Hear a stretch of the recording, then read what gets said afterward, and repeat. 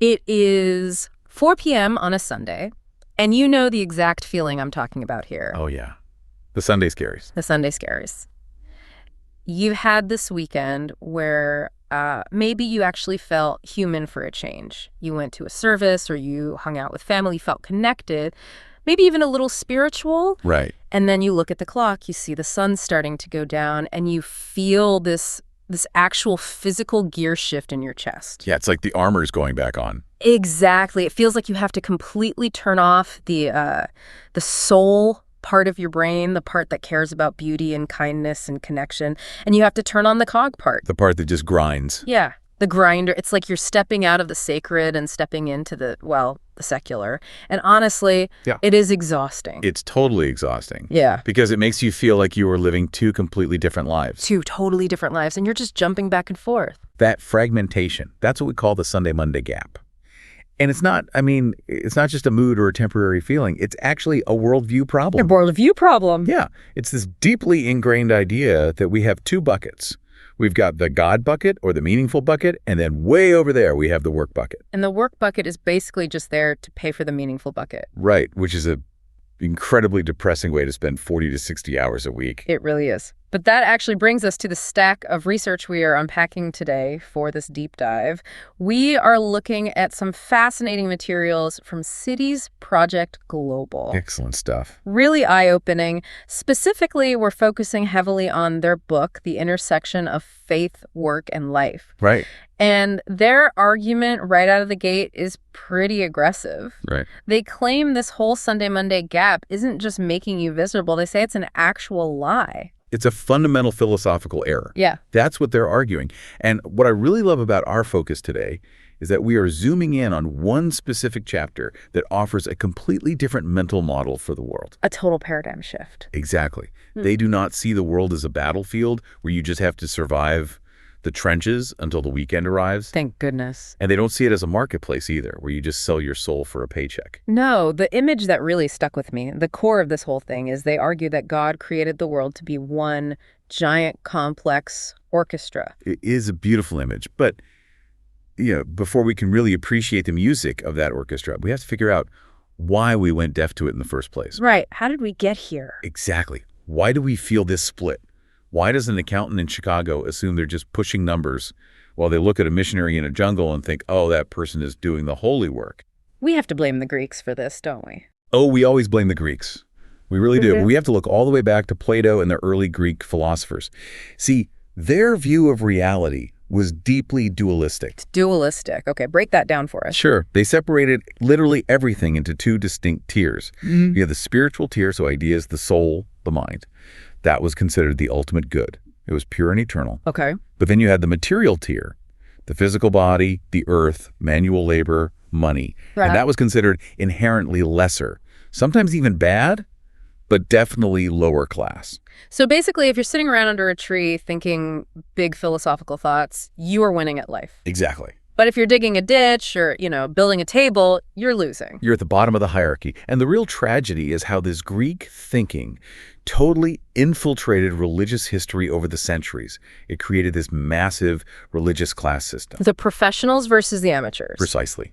The religious professional, the monk, the priest, the pastor, they sat at the very top of the pyramid because their entire life dealt with spiritual things. While everyone else was just at the bottom, doing the dirty work to support the spiritual guys at the top, which is incredibly demoralizing when you think about it. It is. Because it tells the vast majority of the population, the people listening to this right now, that their daily contribution, whether they're writing code or fixing cars or changing diapers, is strictly second class. It's just maintenance. But the Cities Project Global material pushes back on this so hard. They argue this dualism is absolutely not the Hebraic or biblical worldview. Not at all.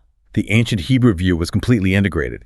There was no sacred box over here and a secular box over there. It was all one thing. And to really understand that, you have to wrap your head around one specific Hebrew word. It completely changes the game. Avoda. Avoda. Yes. I found this part so fascinating because in English, we are very precise with our categories. Work is work, worship is worship, service is service. We do not mix those up. Right. But in Hebrew, that single word, avoda, is used for all three of those concepts interchangeably. Well, this blows my mind. It really reframes everything. It appears right at the beginning in Genesis chapter 2. Adam is put in the garden to work it. The word used there is Avoda. Okay. But then much later in the text, when it's describing the priests working in the Holy Temple, offering sacrifices, that exact same word is used. It's Avoda. So to the ancient Hebrew mind, digging in the dirt in a garden and praying in a sacred temple were described by the exact same verb. The root is identical. And the implication of that is just massive for us today. It means that the physical labor itself is the worship, provided the intent of the worker is right. It suggests that God actually cares just as much about good plumbing as he does about good preaching. That is a very bold claim. It is, because I'll tell you, if my toilet is overflowing into my hallway, I definitely care way more about the plumbing than the preaching in that exact moment. I think we all would. But it shifts the entire metric of what we consider holy, doesn't it? It really does. It's not about what job title you have on your business card. Yep. It's entirely about how you do the job you have. And why you do it. Which leads us perfectly to the other key Hebrew term the book unpacks, shalom. Now, normally we translate shalom as peace. Which in modern English we usually interpret as just quiet. Like, please, I just want some peace and quiet. Stop bothering me. Right, an absence of conflict. But the actual Hebrew definition is so much thicker than that. It means wholeness. It means a state of absolute completeness. The authors use that great metaphor of a stone wall. Yes, the wall. If a stone wall has missing bricks, or if the mortar is crumbling and there are cracks everywhere, that wall lacks shalom. It is not whole, it's compromised. So applying that to work, if I'm an IT guy and I fix a software bug that's been crashing people's computers and causing them stress, I'm not just doing IT. There you go. I'm repairing a crack in the wall. I am actually restoring order to a chaotic system. Exactly. You become an active agent of restoration. Whether you're a dentist fixing a cavity or a corporate lawyer fixing a broken contract, you are actively pushing back against the entropy of the world. You are bringing shalom. Okay, so that sets our stage perfectly. We are not just cogs grinding out a paycheck until we die. We are restorers. But this is where we really need to dive into the core of the research today. The main event. Yes, the chapter literally titled, God Created the World to be One Beautiful Orchestra. This is the anchor for everything Cities Project Global is trying to communicate here. Because even if you start to believe your work matters, it is so incredibly easy to feel lost in the noise of the modern world. Well, let's talk about that noise. Because the book opens this section by taking a pretty sharp swing at what they call hustle culture. Oh, the LinkedIn hustle. Yes, we see this every single time we open a social app. 10 morning habits of Elon Musk, how to be the next Steve Jobs, crush your competitors. The underlying message of all that content is always the same. If you want your life to matter, you have to be the soloist. You have to be the front man holding the microphone. Right, you have to be the star. And the source material calls that exact mindset cacophony. Think about it conceptually for a second. If you were sitting in a massive symphony orchestra and the tuba player suddenly decides he wants to be the lead violin because the violin is getting all the melody and the glory, what happens to the music? It's an absolute disaster. You completely lose the rhythm, you drop the bass foundation, and you just have this tuba trying to screech out high notes it was never built for. It's physically painful to listen to. But that is an exact picture of the modern workplace. Everyone is trying to play the soloist instrument because that is what our culture applauds. Right. But the text asks us to zoom out and imagine an orchestra made up of 8 billion people. And in this incredibly complex orchestra, there is a divine conductor. And the conductor is the one handing out the sheet music. Exactly. And here is the crucial part. The sheet music is completely unique to every single player. Some people are handed the sheet music for architecture, some get the sheet music for raising toddlers, some get public policy, some get sanitation engineering. It's the ultimate stay-in-your-lane argument, but in the best, most freeing way possible. Play your instrument. That's the mandate. The person reading the treble clef does not need to understand the bass clef to know it's necessary for the song. Right. The creative director at a company might look across the hall at the accountant and think, wow, how boring, looking at spreadsheets all day long. But without the financial structure that the accountant provides, the creative department goes bankrupt in a month. The melody absolutely requires the rhythm. And here is the massive psychological release that the source points out. If you actually accept this orchestra metaphor, you can finally stop looking at your neighbor. You stop checking the influencer on Instagram to see if you're behind in life. Yes. You realize, oh, they're playing the trumpet, I'm playing the cello. Why in the world would I try to play their notes on my instrument? It completely kills the comparison trap. Because success isn't defined by getting the audience to clap for your solo. Success is defined by keeping your eyes locked on the conductor and hitting your specific cue when the baton points at you. That is where the piece, the Shalom, actually comes from. You don't have to carry the weight of the whole symphony on your shoulders. You just have to play your bar of music well. I love that. But I do have to push back just a little bit here because I think this is exactly where people start to get cynical. Okay, let's hear it. It is very easy to say, hey, just play your part if your part is the CEO or if you're the first chair violin. But what if your part feels, I don't know, insignificant? Like you're in the very back row. Yeah. You're in the back row playing the triangle and you only get to hit it once every 40 measures. The small part anxiety. Does my work actually matter if nobody is watching me do it? Exactly. I mean, we all want to believe we are building a grand cathedral, but on a Tuesday afternoon, it usually feels like we're just sweeping the floor. It's a very real tension.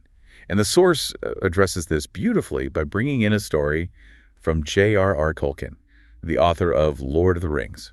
I had never read this story before this deep dive, and man, it hit me way harder than I expected. It is a haunting little story. It's called Leaf by Niggle. So there is this painter named Niggle. He is not particularly famous, not super successful, but he has this vivid vision in his head of a massive, perfect, glorious tree, and he wants to paint this tree. It is his life's obsession. But real life just keeps getting in the way. Right. It's the constant interruption of the mundane. His neighbors get sick, and he has to go help them. His roof springs a leak. He gets bogged down in administrative town duties. On the Monday stuff. Exactly. He is constantly being pulled away from his canvas to deal with real life. So by the time he reaches the end of his life and dies, he looks at his canvas, and he hasn't painted the magnificent tree. He has only managed to paint one single tiny leaf. Which, by every modern standard we have, is a total failure. He wasted his potential. In this life, yes, it looks like a tragedy. But the story continues into the afterlife, what Tolkien calls the true reality.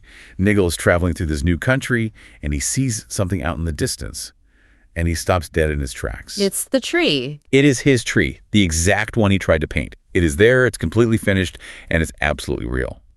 And when he walks up to it and looks closely, he sees that the one little leaf he managed to paint back on Earth is physically part of it. It wasn't just a copy of a leaf, it was a seed. Yes. That is such a powerful reframing. Tim Keller provides some brilliant commentary on this in the source material we're looking at.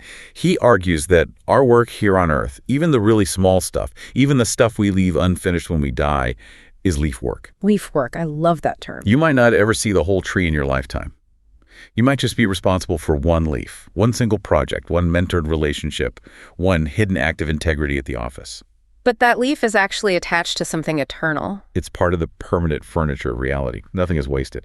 So the midnight diaper change, the really difficult email you had to draft, the honest tax return, if it's done as avoda, as worship, it actually projects forward into the future. It does.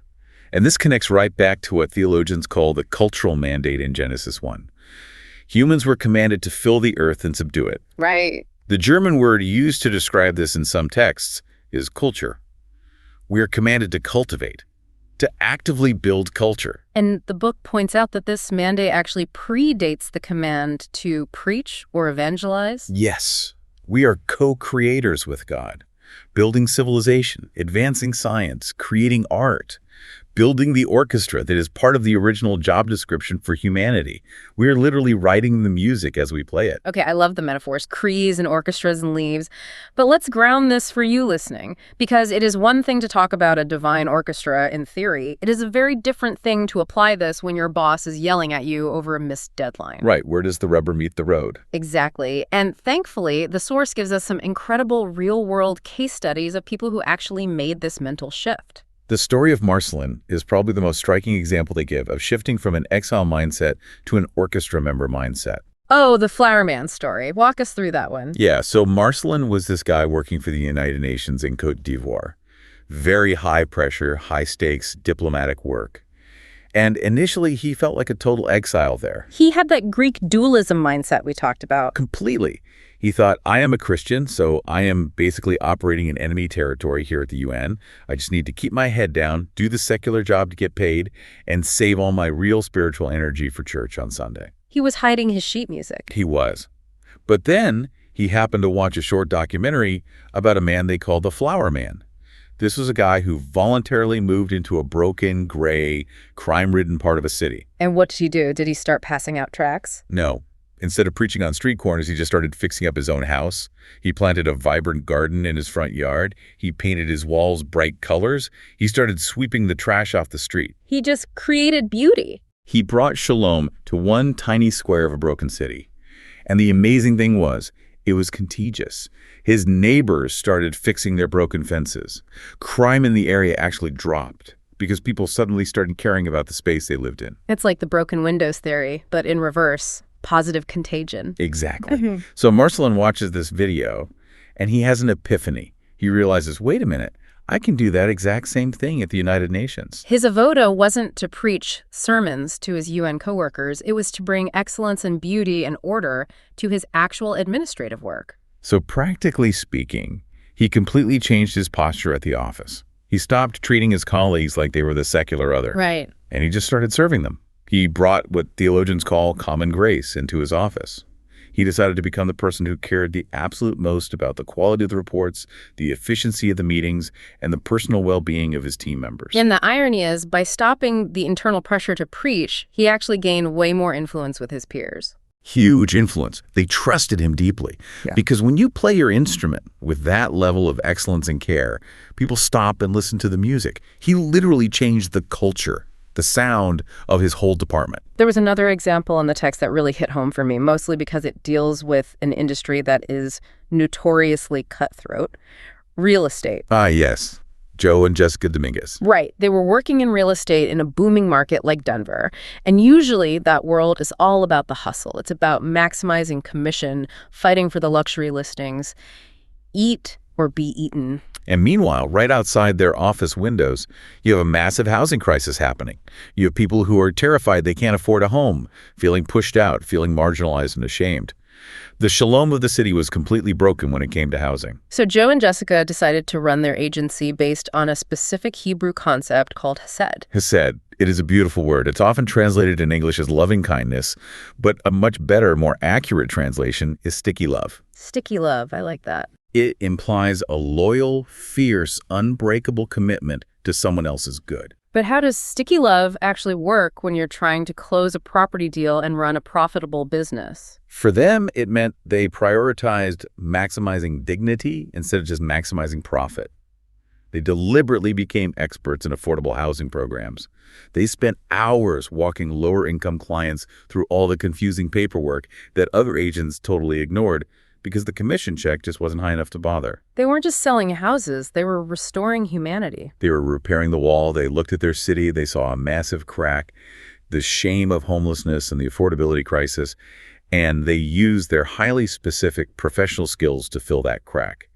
That is Avoda in action. And notice the key detail here. Neither Marcelin at the UN nor the Dominguez family in Denver quit their jobs to become full-time missionaries. No, they didn't. They actually dug deeper into their secular professions. That is the whole secret.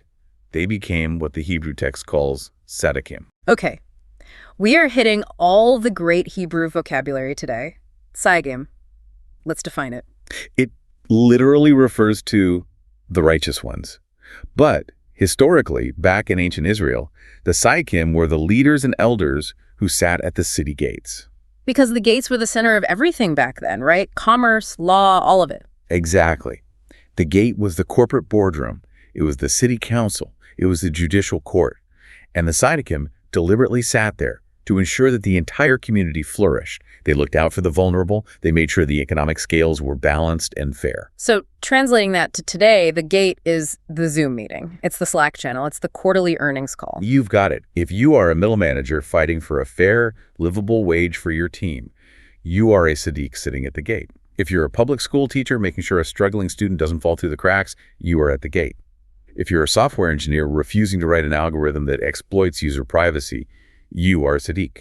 But here's the challenge with all of this, and to its credit, the city's Project Global source is very honest about this reality. It's not easy. No, because the modern gate is full of people who do not believe in this divine orchestra at all.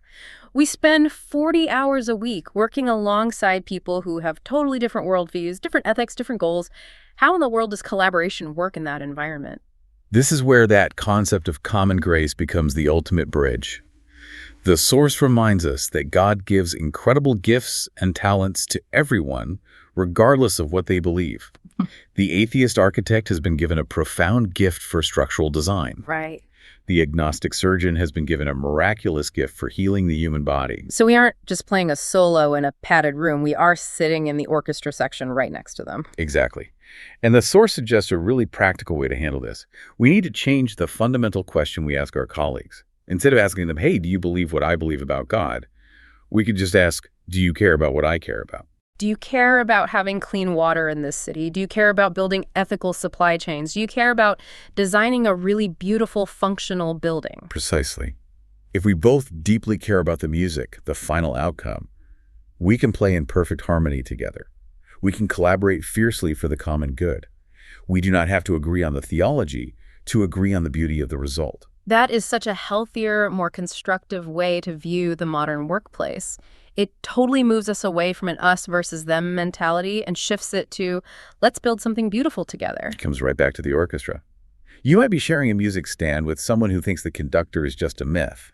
But if you both read the sheet music and you both build a bridge that doesn't collapse under pressure, you are both contributing to the synchrony of your city. Man.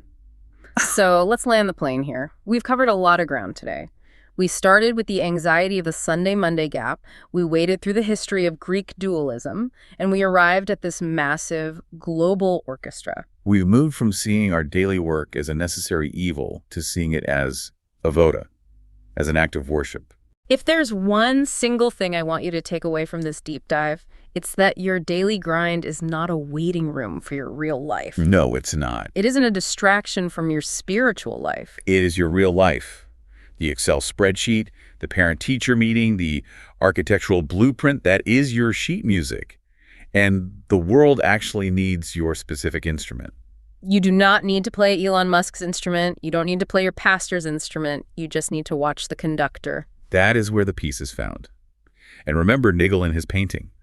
Even if your part feels incredibly small today, even if you feel like you only managed to get one tiny leaf done before you ran out of time, the tree is real. Your leaf matters.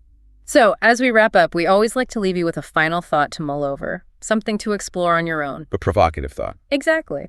We've talked so much about playing your notes and finding your instrument, but if you know anything about sheet music, you know that the notes are only half the song, the other half are the rests. The deliberate silences. Yes.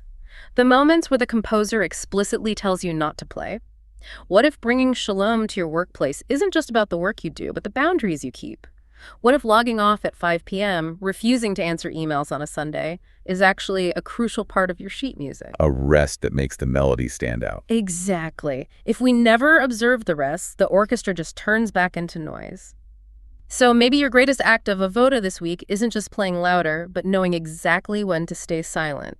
That's a great thought to end on. Take a look at your calendar this week, find your instrument, play your notes, and honor the rests. This deep dive is just the beginning. The rest is up to you.